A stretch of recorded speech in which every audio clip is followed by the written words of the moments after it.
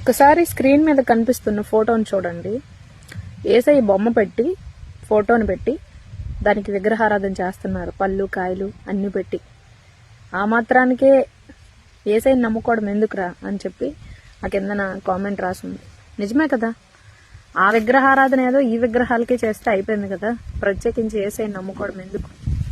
ఇంకా కొన్ని వీడియోస్లో చూస్తున్నాను, నాకేం కావాలో మా అమ్మకి తెలీదా అని మరియమాత బొమ్మ పెట్టి సినిమా డైలాగ్స్ ఏంటో క్రైస్తవులు ఏం చేస్తున్నారో ఏమో నాకేం అర్థం అవ్వట్లా.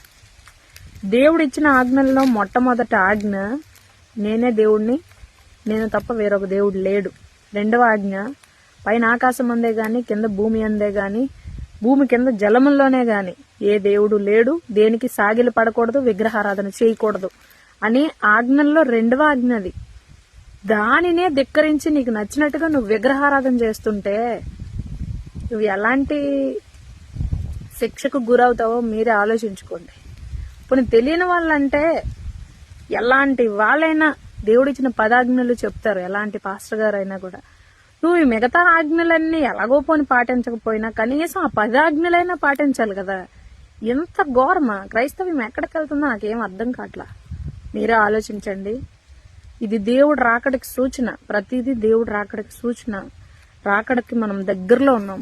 మన భక్తిని, మన విశ్వాసాన్ని కాపాడుకోవాలి. నాకెందుకు అని నేనే వెళ్ళిపోవచ్చు, కానీ నేను తెలుసుకున్న సత్యం మీకు తెలియజేయాలని నా ఆశ. దయచేసి ఇలాంటి క్రైస్తవులు దయచేసి మారండి. ఫస్ట్ బైబిల్ చదవండి, దేవుడు ఏం చెప్తున్నాడు అది చేయండి. ప్లీజ్ నన్ను అర్థం చేసుకోండి. Thank you. God bless you all.